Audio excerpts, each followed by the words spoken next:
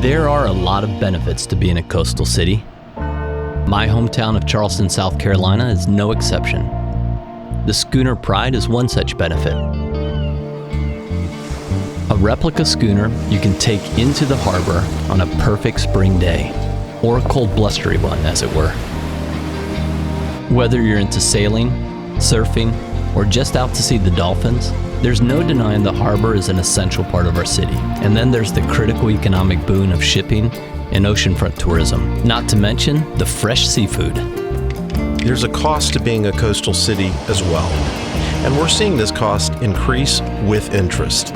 Climate change is contributing to sea level rise and extreme weather patterns that are impacting communities from pole to pole. It's also the case that some communities and industries may pay a higher cost than others. So I decided to take a look in my own backyard and see how this global problem is impacting our pretty little coastal community.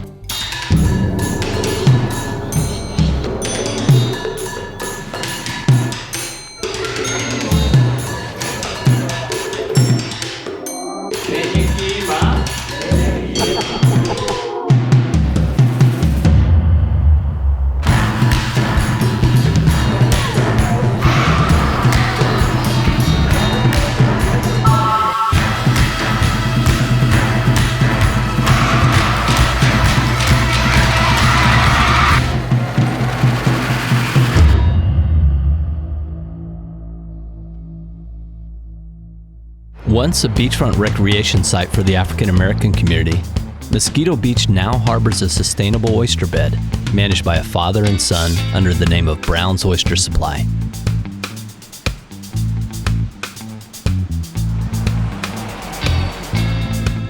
Richard and Terrel Brown ferry us out to the beds to show us what their operation is all about. We're also joined by Jody, a conservationist turned oyster harvester working with the Browns. And though Earl and I are not legally allowed to harvest oysters on the bed, we sure got an up-close look at the process. Oh, you got boots on, waders on. No! Oh. Back up. Damn, man. You want to go with Jody? Terrel, you're no longer the favorite. I wasn't ever the favorite. You go right in the middle of that crap right there? You gonna pick right there? That's what I'm talking about. All right. Okay, guys. Can't go no further. This pluff is really pluffy. Guess there's nothing there. Nothing yet. That's what I'm saying. So can you guys explain what pluff mud is? Pluff mud, that's the soft mud. And sometimes it's got an odor. Why does it have an odor? Decaying organic matter. Beautiful stinky smell, man. I can't tell if it's because Jody is small that it works easier or what. Oh yeah, she got a less way to go down, right? Well, there's like tricks, like if you have a basket with you, push it like a shopping cart. It keep you from bogging down, you crawl on your feet. Mosquito Beach, I mean, what's special about Mosquito Beach? Mosquito Beach was established in I think 1947, before integration. Right. This is where the black folks come and partied and had a good weekend, you know? Okay. Enjoy themselves. They used to have bumper cars and Oh, no kidding. all kind of stuff here on Mosquito Beach. Yeah, that was a long time ago. And these are clusters, right? Biggest and prettiest clusters you want to see. The main oyster has to be at least 3 inches. At least 3 inches. And then what's the deal with the adjacent oysters? Watch me. All right. Knocking off dead shell, little ones. That's called culling. Culling in place. Knocking off the small one, the dead shell. Yeah, culling in place is very sustainable. We hit the small oyster bag. That oyster has the chance to reproduce and eat. And a year later, it will have grown. A year later, sometimes same time in the season, a couple months, you know? Almost like trimming like the split ends on your hair. A lot of times you make the area healthier when you take out the bigger oysters, and a lot more of the smaller ones can grow and make bigger ones at the same time. Like it's pretty good for the area. But when we got a lot of pickers out here that don't really know how to pick them, and so they carry everything. The DNR in turn has to close the season on the state beds so that they could regrow because they tear it up so bad. Do you feel like climate change is changing things? Well, I'll tell you one thing. Oysters are not as plentiful as they used to be. The rising sea levels are going to impact the industry in the future, in years to come, you know. Over-harvesting and things like that are the acute problems that you can like fixed now, you know. Is the old adage about the months that end in ER, is that true? Absolutely false. When I was a young fella, the older folks used to tell you that if you eat oysters in the summertime, you'll go blind.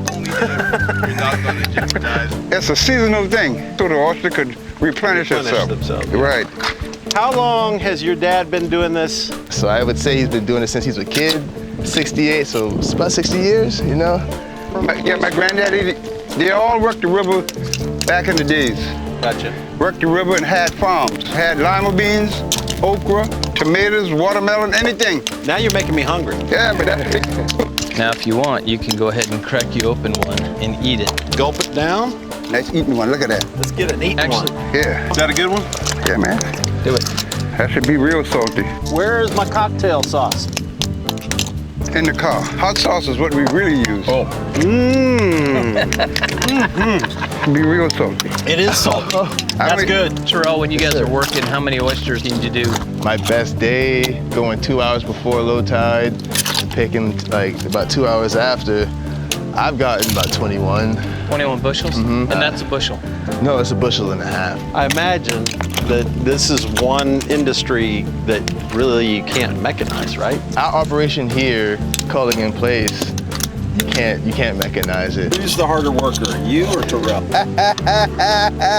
He's been doing it way longer, and he raised me, so you got. I had to laugh on that take one. That one. It's him. Regardless of who put in the work, there's no better way to end a day of oyster picking than with the Low Country Oyster Roast, especially after an off-camera pluff mud incident. Good food, good friends, good music. Terrell, Jody, and I stepped away from the party to chat a little bit more about the importance of preserving this amazing natural resource. Our job is to cull in place, and at the same time maintain the oyster beds for next year and future use. Year round, we're obligated to put back what we pick. Even here in a Low Country Oyster Roast, we've got the bins that were collecting the oyster shells. Does that help you to replenish? Yes, sir. Okay. Yes, sir. They have marked stations that you put the shells in, and they quarantine them for about 6 months. Why can't you just put them straight in? Straight from a restaurant to the marsh, you could be introducing a lot of harmful bacteria. How long does it take for it to start to replenish? The dead shell method, they don't actually grow back. It gives a chance for like a baby oyster to cling on to the dead shell. Just something to hold on to. Yeah. Baby oysters are free flowing with no like locomotion of their own, so they need a root to latch onto. So if you remove everything without replacing it, you're Just kind of washes away? sabotaging that population. Yeah. They need an anchor. Why are oysters, out of anything you can talk about or be interested in, Right. why is that interesting? It's one of the few forms of fishing where you can move in from out of state and just pay a certain amount of money and then you get the license. A lot of other places require you to put in work to make sure that the population of what you're harvesting isn't hurt whatsoever, but you can just get the license and you can start picking, which can be really detrimental to the oyster population because then it's all take with no replacement. Oystering definitely has the illusion of being really easy money. You know, you can just hop into the game and start filling your pockets, but there's a right way and a wrong way to do it, and Brown's Oyster Supply is absolutely doing it the right way. Saving something for future generations instead of just taking everything that there is and selling it without sustainability.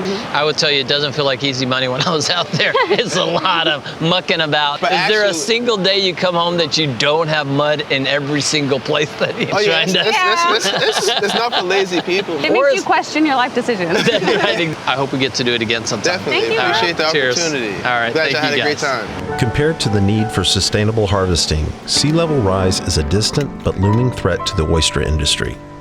So we headed downtown where things look very different. Charleston is over 350 years old and mostly built on top of filled-in creeks and waterways, so it's no stranger to flooding. I spoke with Mayor John Tecklenburg on the Battery, where a $65 million project is underway. It's going to raise the height of the current seawall in a direct response to sea level rise. It will protect one of the most iconic neighborhoods in Charleston, and one can't help but notice, one of the richest. This section right here is the new wall. Correct. We raised it about 3 feet higher than it used to be, and the foundation is strong enough to support an additional 3 to 4, 5 feet even of additional wall as future sea level rise occur. This will go all the way around the Battery, all the way up to the other side. That's correct. You get a hurricane like Hugo, you get a storm surge that comes in here, doesn't it make a bathtub effect? This will provide protection up to about 10 feet above mean sea level. Hugo was about 11 feet, but every other storm we've seen in the last 6 years would not come over this wall. But they came over the previous wall. You can't plan for a once in a 1,000-year event. I mean, where's that risk, reward? I mean, that's the hard part of politics. That's the hard part of being a mayor, I guess. Well, we work with scientists, NOAA, with the Corps of Engineers, right. Even our Dutch partners. He's referring to a city initiative known as the Dutch Dialogues. The Netherlands has over 800 years of experience in water adaptation, and they brought that experience to Charleston. The world's experts on climate change and sea level rise, and one of the key elements that the Dutch promote, which we wholeheartedly buy into, is when you do a protection project like this, you also make it beautiful.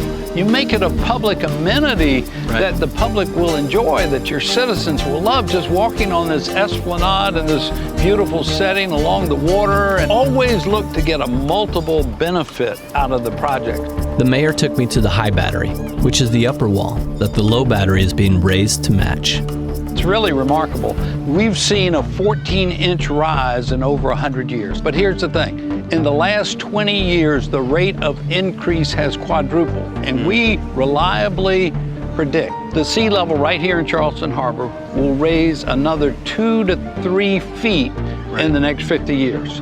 So we have to get ready for it now. We're a medium-sized city, but with a global problem. So in addition to the wall, we also have the tidal ebbs and flows. In fact, we have this thing called a king tide, is it? That's It's right. like higher than normal kind of tides. And then we have flooding in parts of the city. So when I was a kid growing up here, they say that there were only 5 days a year back in the 60s when the tide was over 7 feet. Oh. Last year, it was over 100 times. And it's predicted by 2050 to be every other day that we would have a high tide over 7 feet. So you need pumps, you need new infrastructure, reutilize the old, build surge protection. There's not one answer to it. So this is really, this is gorgeous area, and these are the big iconic kind of houses and stuff like that. A little bit later, we're gonna talk to some folks over on the east side community. And again, they continue to struggle with some of these, tidal flooding issues. That's right. And there's some feeling that, what we do here is disproportionately helpful to those that have, as opposed to those that need. Well, drainage has to be addressed in all parts of our city. On the east side, we've added already some of those check valves I told you about. Over the last few months, we've spent hundreds of thousands of dollars with vacuum trucks just keeping what we've got clean and flowing. The best buck you can spend is to keep infrastructure you've got working. Do you feel like, we've progressed as we start thinking about our city? Are we starting to be more caretakers of all of the community, or how do you weigh this? Particularly in a historical city, lots of history, a beautiful place, where newer developments have come along with modern engineering and stormwater considerations, there's not a problem. But almost all of the historic part of the city has drainage issues because it was all built on fill, and we filled in lots of creeks and wetlands. We'd never get away with doing that today. You wouldn't want to do it. There's a huge amount of retrofitting and new approaches to managing water that we're doing now. And you do spend some time thinking about how do we help those communities like that, east side areas like that. You are a mayor that spent a lot of time with all walks of life, in this city. Charleston is attempting to keep up with sea level rise and spending a lot of money to do so. The city is working hard to do it in an equitable way across the municipality, but they don't always succeed, and they can't help everyone all at once. We visited a neighborhood that's been threatened by flooding for generations. A beautiful, historic community that still feels they're being overlooked. Welcome to the East Side. Miss Mary's Sweet Shop has sat in the heart of the East Side community for over 4 decades. Opened in 1971 by Miss Mary herself, it was a community hub from day one. It's now run by Miss Mary's son, Joe, the unofficial historian of the neighborhood. Everyone told us if we were going to go by the East Side, we had to talk to Joe. We stopped in for a snack. I love me some pickled eggs. And we need to call you Hawkeye because it was behind the bananas and he spotted them. Are you a fan of pickled eggs? No.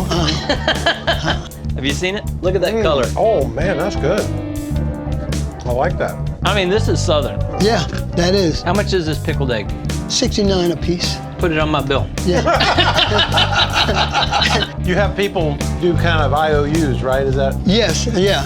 On their bills and stuff like that, my mama did the same thing. There were times that parents were busy and couldn't do something. They just tell the child, when you get out of school, go to Miss Mary. And she'd stop right there and she'd go fix them something to eat, take care of them like that's her child, you know. We stepped outside to speak with Joe and his neighbor LaTanya, who runs Eastside Community Development Corp., a community resource center across the street from the sweet shop.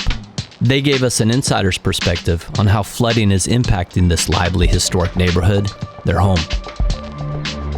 It's gotten worse. It's gotten worse to where we're standing, that we actually had a foot of water. But you go back to 1959, that water only came up right there where you see that blue can at. But how do we address what needs to be done? In the Dutch dialogue and that conversation that we've had, one statement was made at that meeting about these drains and the connection to the harbor. And those pneumatic valves that would open and close on high tide, if they would do 1 or 2 a year, we could get it done before flooding get real serious within this area. LaTanya, out of all the people that you serve, what percentage of them are impacted by flooding? 85%. It's a thing for everybody. Their cars, they usually lose everything. Like you could see them put their furniture out. Then on the corner of Reed and America Street, it floods. Then by Sanders Clyde School, it floods. Where those children live over there, it floods. How does it impact the family though? I mean, once you have flooding. It's mold. You have to throw a lot of your stuff away. You have to wash walls down if you can't afford to replace it with bleach. It's like starting all over again. Over and over again. And it's such a vibrant community in this area. Yeah. I mean, again, Joe, you've been here forever, man.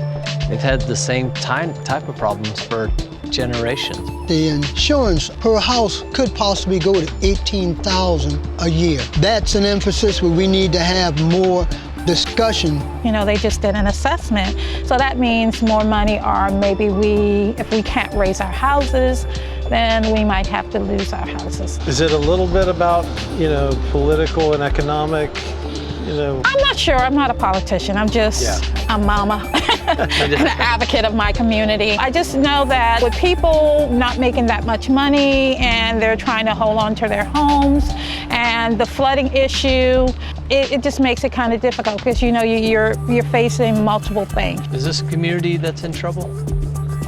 Yes. I think so. I would like to see the city give more resources, and they've been doing a better job at, cleaning our drains out a little bit more. With all these developments coming in our community, maybe they can have like an impact fee that just would be earmarked for flooding to help us out. Yeah. I think the Dutch dialogue had, lots of things that I don't know if we're trying it yet. Well, no, we're not. But I would like to see us try to see what that looks like for our community. And, our children wouldn't have to walk through the dirty flood water, or we wouldn't have to lose our cars. We wouldn't have to lose our furniture, our insurance. With climate change, it's just going to keep getting worse. And if flooding were the only issue threatening this community, things would be dire enough. But when Joe stepped back into the shop to help a customer, LaTanya told us about the issue of Heirs Property and the way gentrification is reshaping the neighborhood. Heirs Property is when a family has property, but they do not leave a will. And that they've been here for generations. Owned it for a long time, and the matriarch, the patriarch has died. And what often happens is maybe one family member will pay the taxes, and then all of a sudden, all these family members want a piece of the pie. It only takes is one family member to sell their share, and the family is in jeopardy of losing the property. Yeah, it gets picked up by a developer or resold to somebody else, and now you've replaced, generational property with somebody new. And it's heartbreaking to see it, because some of these family homes have been in their family for generations, And it's all legal. It's all legal. We lost, I think, 89 to 90 homes. Oh my gosh. That may be associated with Heirs Property. So the role of Eastside Community Development, one of those things is to educate people on the importance of what is Heirs Property, and then what are the importance of legal wills, and really keeping people in the neighborhood too, because rents go up. Well, the rent is now $2,500. In this area. In this area here. Right. Yeah, and if you're working food and bev, or you're working some of these, or you're a teacher. Can't afford $2,500. You know, I see that the city is trying to, come up with creative ways to provide affordable housing, but they still miss a large population. Unless people make more money, how do you pay light, water, and eat? You don't? Yeah, you don't. Per capita, the eviction rates in Richmond and Charleston are some of the highest in the entire country. And they went up rapidly. How much pressure is it on you to make sure that this thing doesn't change for the bad? It's a lot of pressure. We do a lot of things. We feed our seniors. We provide a virtual learning hub for our students, computer class, virtual interviews. We connect them to jobs, providing, Wi-Fi to the community, because a lot of people did not have Wi-Fi. Recently, we've just gone through gentrification, but it's happened. We're all adjusting, and we're trying to find how we can unify and be one community. It's a daunting issue, but Joe jumped back in to tell us why this community means so much to him. I grew up here on this corner. Being raised up here was not just my parents, but also the conversation with my neighbors next door. It felt like everyone was part of your family. That interaction that we were sharing, that Sunday environment where we all was home on the porch and enjoying family life and being able to talk to each other and really share with each other. That keeps me here because I want to do the same thing with so many of the kids, to help, that we can leave our love in this world by how we care for the people that are around us. Our community, for our community. Awesome. We'll never leave. It's a beautiful community. Yeah. Yes, I love it is. I love Joe's simple message: we're stronger together. Across generations, race, and economic classes, we have to continue to forge partnerships to move forward. This is critical, whether you're a small business with sustainability in the future in mind, or a mayor trying to plan equitably for all of your constituents. We can all support people like LaTanya in the work they do, if we make the effort. As we've seen right here in Charleston, climate change will ultimately impact all of us, but it continues to disproportionately impact lower income and minority groups. And it's critical that our city, like the planet, find a balance in its response. Because only then can we all continue to enjoy life in this great city for generations to come.